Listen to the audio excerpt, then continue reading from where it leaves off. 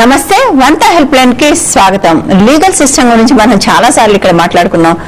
అది పాత సామెత కూడా మనం చాలా సార్లు చెప్పుకున్నాం. కోర్టులో గెలిచిన వాళ్ళు, కోర్టులో ఓడిపోయిన వాళ్ళు కోర్టులో ఏడిస్తే గెలిచిన వాళ్ళు బయటకు వచ్చి ఏడుస్తారండి. సో ఏళ్ల తరబడి సాగే కోర్టు కేసుల్లో జరిగే న్యాయం కన్నా justice delayed is justice denied అన్నట్టుగా డిలేడ్ గా జరిగిన జస్టిస్ వల్ల అది డినైడ్ జస్టిస్ గానే ఉంటుందన్న విషయం మనందరికీ తెలిసిందే. But at the same time పెరిగిపోతున్న పెండెన్సీని తగ్గించడానికి అవసరమైన కోర్టుల్ని కానీ జడ్జిల నియామకం కానీ జరగని పరిస్థితుల్లో ఈ మధ్య కాలంలో అతి పెద్ద సూత్రంగా జ్యుడిషియరీలో ముందుకొచ్చింది మీడియేషన్. భారతదేశం అంటేనే లిటిగేషన్ కి పెట్టింది పేరు. అది చాలాసార్లు చాలా మంది బయట నుంచి వచ్చిన వాళ్ళు కూడా అంటారు, Indians are most litigant minded people అని. అంటే మనం దేన్నైనా లిటిగేట్ చేయడంలో మనం చాలా చాలా సిద్ధహస్తున్నాం. అటువంటి లిటిగెంట్ మైండ్స్ ని కూర్చోబెట్టి ఒక సామరస్యమైన పరిష్కారానికి దారి చూపించే ఒక పద్ధతి మీడియేషన్. సో ఈ మీడియేషన్ తో పాటుగా అసలు కేసు అనేది లిటిగేట్ చేయడానికి ముందే, కోర్టుకు వెళ్ళక ముందే కూర్చోబెట్టి అసలు కేసు అవ్వకుండానే దాన్ని పరిష్కారం చేయడానికి కూడా డిస్ట్రిక్ట్ లీగల్ సర్వీసెస్ అనేవి ఏర్పాటు చేశారు. District legal services, mandal legal services, అలాగే స్టేట్ లీగల్ సర్వీసెస్ నేషనల్ వరకు కూడా ఒక చట్టం ద్వారా తీసుకొచ్చిన విషయం మనందరికీ తెలిసిందే. మనం ప్రతిసారి ఇక్కడకు మనకు న్యాయ సహాయం కోసం కాల్ చేసిన వాళ్ళకి అదే విషయం చెప్తుంటాం. కోర్టుకు వెళ్ళటానికి ముందు ఒక పిఎల్సీ వేయండి, ప్రీ లిటిగేషన్ కేసు వేసి దాని ద్వారా పరిష్కారం చేసుకోండి. అది జరగనప్పుడు మాత్రమే మీరు కోర్టుకి, కేసుకి, ట్రయల్కి, ఎవిడెన్స్కి వెళ్ళొచ్చు అనే చెప్పుకుంటాం. సో ఇదంతా ఎందుకు చెప్పుకుంటున్నాం అంటే నిన్ననే మనం నేషనల్ లీగల్ సర్వీసెస్ డే జరుపుకున్నాం. సో ఆ సందర్భంగా దానికి సంబంధించిన అవేర్నెస్ గురించి ఈరోజు కూడా మాట్లాడుకోబోతున్నాం. అందుకోసం మనతో పాటు స్టూడియోలో జేఎల్ఎన్ మూర్తి గారు ఉన్నారు, అడ్వకేట్. సో జేఎల్ఎన్ మూర్తి గారు కేవలం అడ్వకేట్ మాత్రమే కాదు, మీడియేషన్ కి సంబంధించి ఈ రంగంలో చాలా కాలంగా పనిచేస్తున్నారు, ఆర్బిట్రేటర్ గా కూడా ఉన్నారు, అట్లాగే దీనికి సంబంధించిన కోర్సెస్ కూడా రన్ చేస్తున్నారు. సో మూర్తి గారు, 3 ఉన్నాయి ఇవాళ. ఒకటి మీడియేషన్, ఇంకోటి ఆర్బిట్రేషన్, ఇంకొకటి కన్సిలియేషన్, 4వది pre litigation case. I think pre litigation కేసులోను, పోస్ట్ లిటిగేషన్ కేసులోను కూడా ఇవి 3 వాడతాను. సో ఈ మూడింటికి ఉన్న డిఫరెన్సెస్ ఏంటి? ముఖ్యంగా చెప్పాలంటే నిన్నటి దాకా జరిగిన లీగల్ సర్వీసెస్ ఏదైతే అవేర్నెస్ ప్రోగ్రామ్స్, నిన్న కంక్లూడింగ్స్ దాంట్లో మన సిటీ సివిల్ కోర్ట్ శ్రీసుధ గారు, మరి మాంపల్లి క్రిమినల్ కోర్ట్స్ ఎంఎస్జే గారు, కృష్ణయ్య గారు ఈ అవేర్నెస్ ప్రోగ్రామ్ని చాలా చక్కగా ముందుకు తీసుకొచ్చారు. ఇట్లాంటి అవేర్నెస్ ప్రోగ్రామ్స్ పబ్లిక్కి జనరల్గా కావాలి. ఈ అవేర్నెస్ ప్రోగ్రామ్స్లో లీగల్ సర్వీసెస్ అథారిటీ ఏదైతే ఏ విధంగా పనిచేస్తుంది, మనకి సహాయం చేయగలదు అనేది ముఖ్యం. అక్కడ పలు విధాలుగా ఈ లీగల్ సర్వీసెస్ అథారిటీ ఎంతో కాలం నుంచి, more than 4 decades almost we can take 4 decades నుంచి మనకి సర్వీసెస్ ఇస్తున్నారు. కానీ ప్రజలు దృష్టికి ఈ లీగల్ సర్వీసెస్ అథారిటీ, మీరు ఇందాక చెప్పారు ప్రీ లిటిగేషన్ కేసెస్ అని, ప్రతి కేసులో మనం కోర్టుకు వెళ్ళిపోయి నేను ఇన్ని సంవత్సరాలు పోరాడాను, అన్ని సంవత్సరాలు పోరాడాను, నేను సుప్రీంకోర్టు దాకా వెళ్ళాను, ఇంత టైం పట్టింది, నాకు న్యాయం జరగలేదు అని చెప్పి చాలామంది అంటారు కామెంట్స్. అదేవిధంగా మీరు ఒక అడ్వకేట్ దగ్గరికి వెళ్ళినా కూడా వాళ్ళు కూడా ప్రొఫెషనల్ ఫీజు కోసం వాటి కోసం ఆలోచిస్తారు, లిటిగేషన్ కంటిన్యూ చేస్తారు. నేను అంత సపోర్ట్ చేయను, ఎందుకంటే నేను కూడా ఒక అడ్వకేట్ని కాబట్టి నేను పార్టీస్కి చెప్తాను క్లియర్గా, మీకు ఎంత సమయంలోపు మీకు ప్రాబ్లం సాల్వ్ అవ్వాలి, దాన్ని బట్టి స్ట్రాటజైజ్ చేస్తానండి, నా ఫీజు ఇంత అండి అని చెప్పేస్తాను. సో నా లంసమ్ ఫీజు నాది ఎప్పుడూ ఫిక్స్ అయిపోయింది. అలా చేయడం వలన ప్రజలకు కూడా ఒక ఇంట్రెస్ట్ వస్తుంది. ఏంటి, ఈయన 3 నెలలు అంటున్నారు, 6 నెలలు అంటున్నారు, 12 నెలలు అంటున్నారు, ఏడాది అంటున్నారు. ఇలా చేయడం వల్ల ఒక పద్ధతులు ఉన్నాయి. ఎందుకంటే కోర్టులలో పేరుకుపోయిన లిటిగేషన్ని 350 సంవత్సరాలు పడుతుంది. ఇప్పుడు ఏదైతే దాన్ని పేరుకుపోయిన 7 జనరేషన్స్. సో వాటిని తగ్గించడం అంటే చాలా కష్టం. కోర్టులకు కూడా ఒక భారం అది. రోజు మనం కోర్టులకు వెళ్తుంటాం, కొన్ని 100 కేసులు చూస్తుంటారు, ఎన్ని కేసులను రిజాల్వ్ చేయగలరు? కాబట్టి ఈ భారాన్ని తగ్గించడానికి ఆల్టర్నేట్ టు ద డిస్ప్యూట్స్, అంటే ఆల్టర్నేట్ టు ద లిటిగేషన్స్కి కొన్ని పద్ధతులు ఉన్నాయి. ఇందాక మీరు 3 పేర్లు చెప్పారు, ఆర్బిట్రేషన్, మీడియేషన్, కన్సిలియేషన్. ఈ 3 పేర్లకి ఒకటే ఒక తెలుగు పదం, మధ్యవర్తిత్వం. అవును, ఓకే. సో నేను కూడా కొన్నిసార్లు ఎక్స్ప్లెయిన్ చేసేటప్పుడు నేను కూడా కొంచెం 3 సపరేట్గా చెప్పుకొని మళ్ళీ చెప్తాను దానికి ఒకటే పేరండి. ఈ మధ్యవర్తిత్వం అనేది మొదట మనం మీడియేషన్ తీసుకుందామండి. మీడియేషన్ చక్కగా అండి ప్రతి చోట ఈవెన్ ఇవాళ రేపు కంపెనీ లా యాక్ట్లో సెక్షన్ 442 కంపెనీ లా సెక్షన్ ప్రకారము ఏ కార్పొరేట్ కంపెనీ అయినా కూడా కంపెనీ లా ట్రిబ్యునల్కి వెళ్తే వాళ్ళు చక్కగా వెబ్సైట్లో మధ్యవర్తిని అంటే మీడియేటర్ని వెబ్సైట్లో ప్రతి ఏడాది వాళ్ళు ఏప్రిల్లో నోటిఫై చేస్తారు.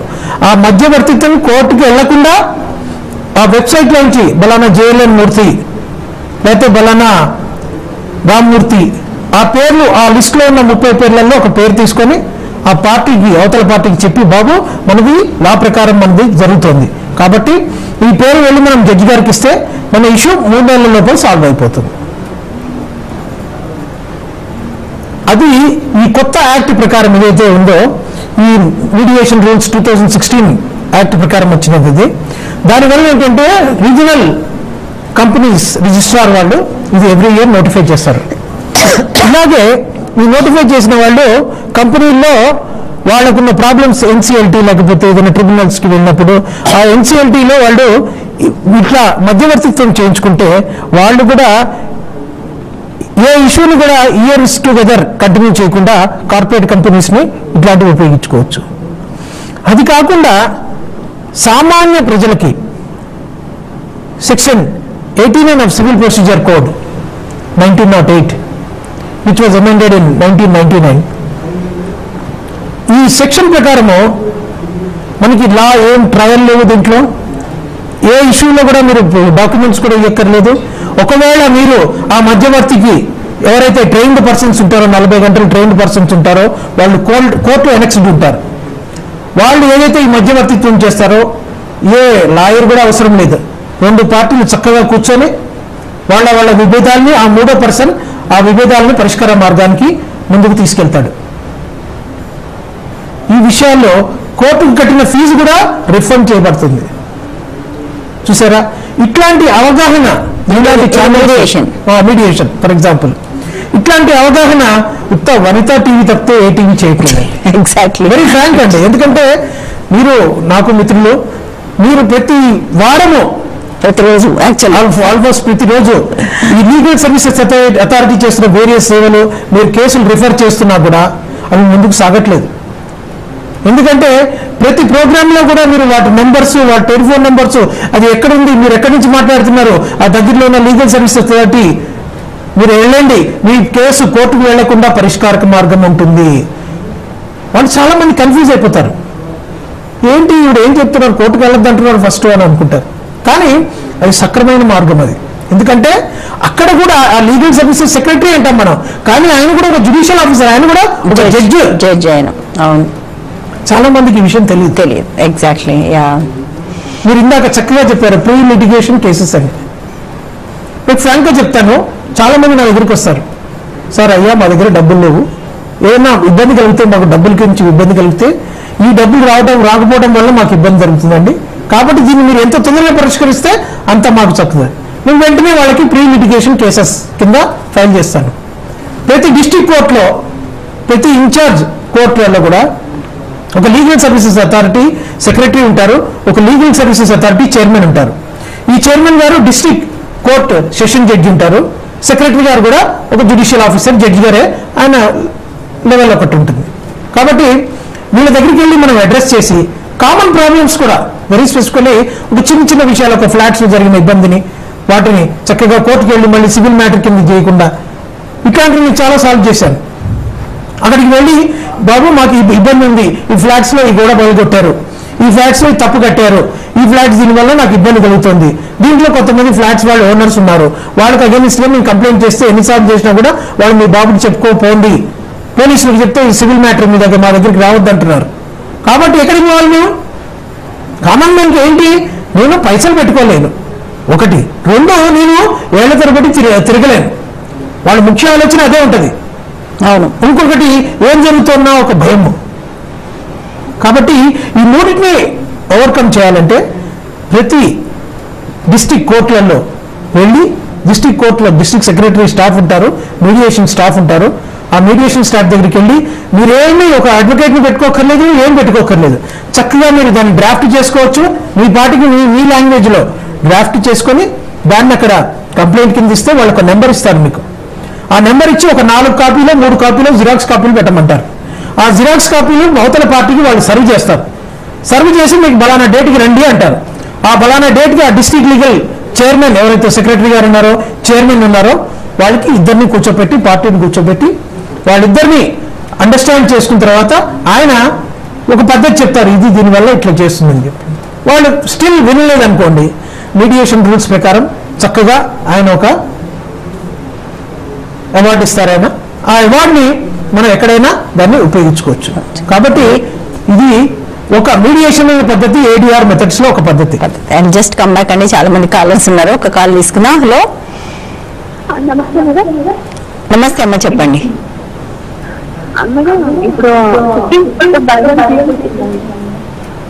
ఏంటమ్మా?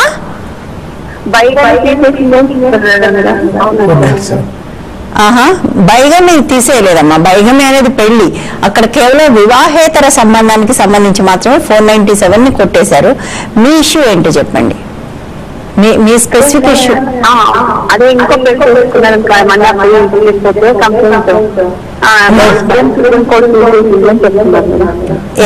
లేదు లేదు, బైగమి స్టిల్ అమ్మా సుప్రీంకోర్టు కొట్టేసిన సెక్షన్ కాదమ్మా. 497 అనేది సెక్షన్ కొట్టేసింది. బట్ బైగమి అనేది 494 సెక్షన్ అలాగే ఉంది. బైగమి కేసెస్ ఇప్పటికీ కూడా సుప్రీంకోర్టు చెప్పింది ఏంటంటే వివాహేతర సంబంధం ఉన్నప్పుడు అది క్రైమ్ కాదు, అది డైవోర్స్ కి గ్రౌండ్ గా కంటిన్యూ అవుతుంది అనేది. 494 అనేది బైగమి అంటే ఒక పెళ్లి ఉనికిలో ఉండగా ఇంకో పెళ్లి చేసుకోవటం, అది ఇప్పటికీ నేరమే భారతదేశంలో. దానికి శిక్ష ఉంటుంది. అది 7 ఏళ్ల దాకా క్రిమినల్, అంటే అది క్రైమ్, అది క్రిమినల్ లా ప్రకారం అది నేరమే. సో మీ సమస్య ఏంటో చెప్తే దాన్ని బట్టి మేము చెప్పగలుగుతాం. ఓకే,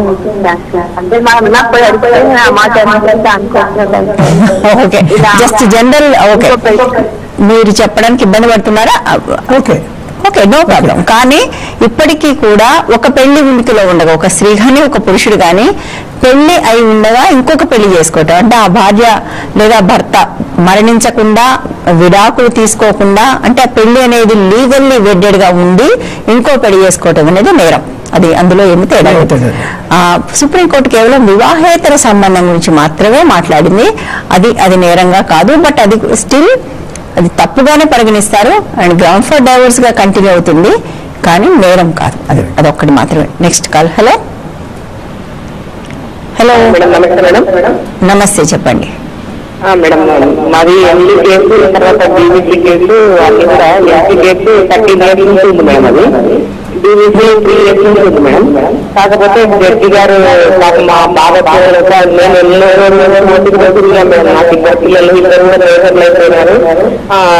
జడ్జి గారు నా బాధ చూడలేక లోక్ అదాలత్లో మేఘాలయ సెటిల్మెంట్ చేసుకున్నాం అనేసి ఇచ్చినారు మేడం. చెప్తే 3 months బ్యాక్ మేము అన్ని సెటిల్మెంట్ చేసుకున్నాం మేడం. అందులో ఏం పాయింట్ రాసినారంటే మేడం, మా ఆయనకు ఇల్లు ఉంది మేడం. అది తర్వాత ఆ ఇల్లు వచ్చేసి భాగం మాకు కావాలనేసి సెటిల్మెంట్ చేసుకున్నాం మేడం. అలాగే మాకు బీబీసీ కింద ప్రొటెక్షన్ ఆర్డర్ తీసుకున్నాం మేడం. దాంట్లో రాసాం మేడం పాయింట్. మేము అక్కడ ఊరికి వెళ్ళి మేము మా ఇంటి సగభాగం తీసుకోవడానికి, తర్వాత ఇట్లా ప్రొటెక్షన్ ఆర్డర్ తీసుకోవడానికి పోలీసులు అంతా వాళ్ళను డబ్బులు మేనేజ్ చేస్తున్నారు మేడం మా ఆయన. తర్వాత వాళ్ళ అన్నదమ్ములు పక్కన ఉన్నారు మేడం. వాళ్ళ అక్క ఉంది. అందరూ కూడా నీవు నుంచి రాలేవు, ఈ రోజు వెళ్ళొచ్చినావు, నీకు ఏం సంబంధం లేదని నన్ను నా పిల్లల్ని చేసి పంపిస్తారు మేడం. వీళ్ళు ఏ విధంగా చేసుకోవాలి మేడం? మేము మాకు భయం వేసుకోవాలంటే మీ బాగా అర్థమైందమ్మా. అది ఇంప్లిమెంట్ చేయడంలో మీరు చాలా ఇబ్బంది పడుతున్నారు. ఏదైతే లోక్ అదాలత్ మీకు జడ్జిమెంట్ ఇచ్చిందో దాన్ని మీరు ఒక నార్మల్ పోలీస్ స్టేషన్కి మీరు వెళ్ళినప్పుడు పోలీస్ వాళ్ళు హ్యాండిల్ చేస్తున్నారని అంటున్నారు మేడం. ప్రతి పోలీస్ స్టేషన్లో పోలీస్ స్టేషన్కి అబో ఒక ఎస్పీ ఉంటారు, ఒక డిఎస్పీ ఉంటారు, ఒక అడిషనల్ ఉంటారు. కాబట్టి మీకు ఎక్కడ అన్యాయం జరగదు, ఎందుకంటే అన్ని చోట్ల అన్యాయం జరిగే అవకాశం ఉండదు మీకు. కాబట్టి మీరు సున్నితంగా పోతున్నారు. మీరు అది చాలా మంచిది. మీరు సున్నితంగా వెళ్ళినప్పుడు మీరు ఆ పై అధికారి దగ్గరికి వెళ్ళండి. ఆ పై అధికారి వినకపోతే మళ్ళీ ఇంకో పై అధికారి దగ్గరికి వెళ్ళండి. న్యాయం ఎక్కడో చోట కంపల్సరీ జరుగుతుంది. ఇవన్నీ కావాలన్నప్పుడు ప్రతి చోట మీరు వెళ్ళినప్పుడు ఒక రిప్రజెంటేషన్ ఇవ్వండి వాళ్ళకి. మీరు చక్కగా రాసి రిప్రజెంటేషన్ ఇచ్చి ఎక్నాలజ్మెంట్ తీసుకోండి. తీసుకొని అది ఇంప్లిమెంట్ అవ్వకపోతే మళ్ళీ తిరిగి మీ కోర్టుకు వెళ్ళి ఆర్డర్ తీసుకొని ఆ పై కోర్టుకు మీరు వెంటనే వేసుకున్నారంటే వాళ్ళకి అక్షింతలు పడతాయి. మళ్ళీ రెండో విషయం, ఇమీడియట్గా ఇంప్లిమెంట్ చేయడానికి వాళ్ళ ఫోర్స్ కూడా మీకు సపోర్ట్ చేయాల్సి వస్తుంది. ఐ థింక్ ఎగ్జాక్ట్లీ మంచి డౌట్ ఆవిడ అడిగారు. సో ఇది బేసికల్ గా మనం ఇప్పుడైతే ఏదో చెప్తున్నామో సరే, ఇది పోస్ట్ లిటిగేషన్ కేసు ఇక్కడ సెటిల్ చేశారు, మీడియేషన్ లో సెటిల్ చేశారు. ఈ మామూలుగా కోర్టు ఒక ఆర్డర్ ఇస్తే ఆ ఆర్డర్ అవతల వాళ్ళు ఫాలో అవ్వకపోతే ఎగ్జిక్యూషన్ పిటిషన్ వేసుకుంటారు. ఇక్కడ ఇచ్చిన ఆర్డర్ నిజానికి ఇద్దరు సంబంధించి పెట్టి కూడా మహానుభావులు ఉంటారు, ఇలాంటి మహానుభావులు ఉంటారు.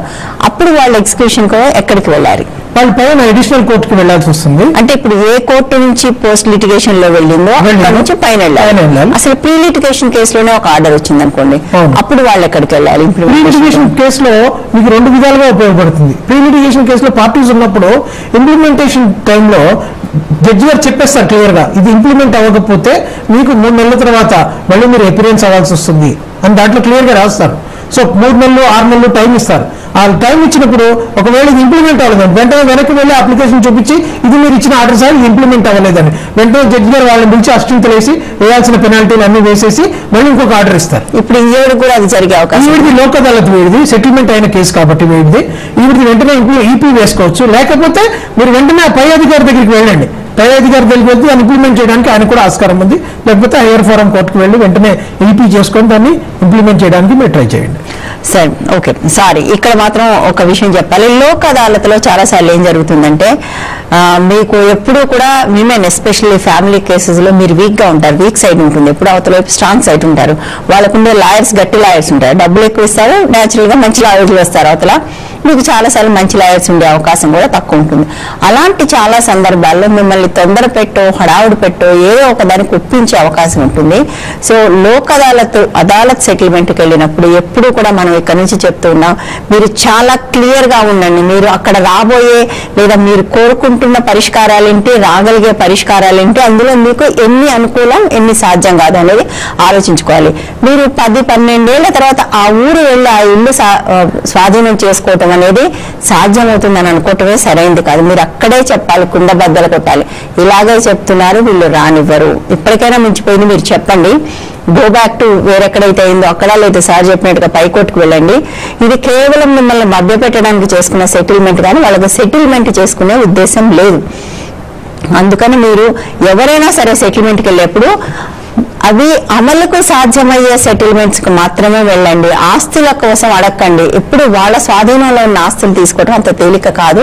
దాని వాల్యూ అడగటము అలాంటివి ఏమైనా చేయాలి. కానీ అంటే మాకు అక్కడ ఫుట్టింగ్ వస్తుంది, మేము అక్కడ వెళ్ళి ఉంటాము, ఈ న్యూసెన్స్ 12 ఏళ్ళు 13 ఏళ్ళు మోసి ఇంకా జీవితం అంతా మొయ్యాలనుకోవడం కరెక్ట్ కాదు. అది తెంచేసుకుని బయటపడటం ఎప్పుడైనా కరెక్ట్ కూడా. సో బహుశా ఈవిడ ఆశ ఏంటంటే పిల్లలు ఉన్నారు, వాళ్ళకి అక్కడ హక్కు ఉంటుంది, వాళ్ళ పుట్టిన చోట వాళ్ళకి హక్కు కావాలి. ఈవిడ అమాయకంగా ఫేర్ గా కూడా ఒప్పుకున్నారు. అవతల వాళ్ళకి ముందే తెలుసు, ఊరికే ఇక్కడ సంతకం పెడితే సరే వచ్చినప్పుడు చూసుకుందామని వాళ్ళు కూడా అనుకున్నారు. సో కొంత అది అలాంటి సెంటిమెంట్లు వదిలేసి అమలుకు సాధ్యమయ్యే పరిష్కారాలు మాత్రం అయినా కూడా మీ అడ్వకేట్ గారు ఎవరైతే ఉన్నారో వాళ్ళని ఇంప్లిమెంట్ చేయడానికి ఆయన సహాయం అడగచ్చు. ఎందుకంటే ఆయన కూడా పాల్గొని ఉంటారు ఆ లోక్ అదాలత్ దాంట్లో. మీరు ఆయన దగ్గరికి వెళ్ళి ఇంప్లిమెంట్ చేయడానికి కోర్టు ప్రొసీజర్ ఉంటుంది. ఆ నోటీస్ ఇవ్వాలి, వాళ్ళకి నోటీస్ ఇచ్చి తొందరపడి మీరు వెళ్ళి ఆక్యుపేషన్ చేయడం కాదు. ఆ నోటీసు ప్రొసీజర్ ఉంటుంది కాబట్టి ఆ ప్రొసీజర్ ఫాలో అయ్యి ఆయన చేస్తారు. అడ్వకేట్ ఉంటే కొంచెం ప్రొసీజర్ ఫాలో చేస్తారు. ప్రొసీజర్ నుంచి నెక్స్ట్ స్టెప్స్ ఏం తీసుకోవాలన్నా కూడా ఒక డిసిషన్ తీసుకుంటారు. కాబట్టి ఏ అడ్వకేట్ అయితే మీరు లోక్ అదాలత్లో మీరు సపోర్ట్ తీసుకున్నారో మీరు, ఎందుకంటే మీరు ఏంటంటే మీరు instead of going out of the house you want to stay in the same house and after ఆ సగం ఇంట్లో ఉందామని చెప్పి మీరు అనుకుంటున్నారు. కాబట్టి మీరు కొంచెం చిన్న అడ్వకేట్ ది హెల్ప్ తీసుకొని తప్పకుండా మీకు ఇంప్లిమెంట్ అవుతుంది, మీకు తప్పకుండా మీకు న్యాయం జరుగుతుంది, జరిగే అవకాశం ఉంది. తప్పకుండా న్యాయం జరుగుతుందని ఏ విషయంలో మనం చెప్పడానికి సాధ్యం కాదనుకోండి. నెక్స్ట్ కాల్ తీసుకుందాం. హలో హలో హలో హలో నమస్తే, చెప్పండి మేడం. నేను ఒక చిన్న ఇంట్లో మాకు గ్రాండ్ ప్రాపర్టీ ఉంది మేడం. మీరు హలో ఓకే వింటున్నాను, చెప్పండి. ఆ ప్రాపర్టీ అయితే మా మధ్యగారు మాకు తెలియకుండా అంతా పడేసారు. ఇల్లు మొత్తం కూలి కొట్టించారు మేడం. అందులో నాకు సామాన్ అంతా ఉంది, ఇన్ఫర్మేషన్ లేదు, ఏం లేదు. ఆ సామాన్ అంతా తీసుకెళ్ళి బయట పడేశారు. దాని గురించి ఎన్ని అడిగితే మీకు ఇక్కడ ఆస్తిలో హక్కు లేదు, ఇది లేదు, మీరు అడగాల్సిన అవసరం లేదు అని మాట్లాడారండి. దాంట్లో నేను స్టేషన్లో వెళ్ళి వాళ్ళు ఇలా చేశారు అయినా కొన్ని పట్టించుకోలేదు ఎస్ఐ గారు. మళ్ళీ కోర్టుకు వెళ్ళేసి ప్రైవేట్ కాంప్రమైజ్ మేడం నేను కోర్టు ద్వారా నోటీసులు పంపించాను. హలో చెప్పండి. నోటీసులు పంపించాను మేడం. ఆల్రెడీ కోర్టు నుండి దానికి ఎంక్వైరీ చేసి మళ్ళీ నాకు ఆంధ్ర మళ్ళీ చెప్పినారు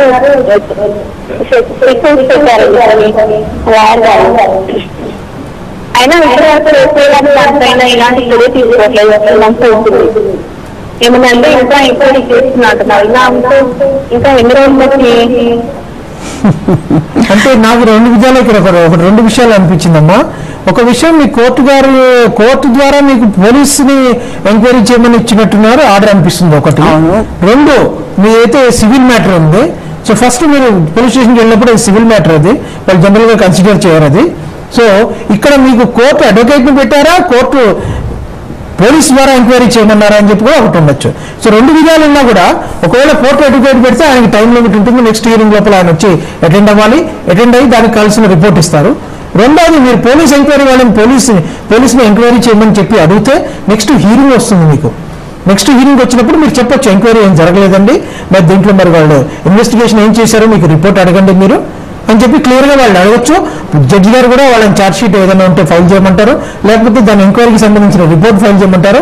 సో అది అంత ఈజీ కాదమ్మా. జడ్జి గారు క్లియర్గా ఉంటారు దాంట్లో. మీరు ఆ పోలీసు వాళ్ళని మీరు వెళ్ళి ఫాలో అప్ చేయాల్సిన అవసరం లేదు. నెక్స్ట్ డేట్ ఏదైతే ఉందో ఆ డేట్ వెళ్ళి ఏం జరిగింది అనేది మీరు చక్కగా చెప్పండి. ఆ డేట్ లోపల ఒకటి జరగకపోతే జడ్జి గారు మొట్టిగా వేసి మళ్ళీ ఇంకొక వారం రోజుల్లో 10 రోజుల్లో టైం ఇచ్చి ఆ రిపోర్ట్ని సబ్మిట్ చేయమంటారు. ఇది జనరల్గా కోర్టులో జరిగే పనమ్మా. మీరేం ఫాలో అప్ చేయాల్సిన అవసరం లేదు దీంట్లో. హోప్స్ అన్ని సరిగా జరిగితే అలాగే అనుకోవాలి. కానీ మీరే అన్నారు ఇప్పుడు ఒక జడ్జి నుంచి ఒక కోర్టు నుంచి ఒక ఆర్డర్ వస్తే పోలీసులకే దాని పట్ల ఏమీ సీరియస్నెస్ లేకపోతే ఒక సామాన్యుడికి ఎందుకు ఉంటుంది అనేది క్వశ్చన్. అయితే సమస్య ఎక్కడ వస్తుందంటే అట్లా చేసేవాళ్ళు అలా ఎదురుగా తిరుగుతుంటే కూడా కోర్టులు పట్టించుకోకపోవటమే వాళ్ళ చాలా మందికి అలాంటి ఒక కోర్టుల్ని కూడా పట్టించుకోవాల్సిన అవసరం లేదని ఒక ధైర్యం రావడానికి కూడా కారణం. I think that's where proactive judiciary is needed.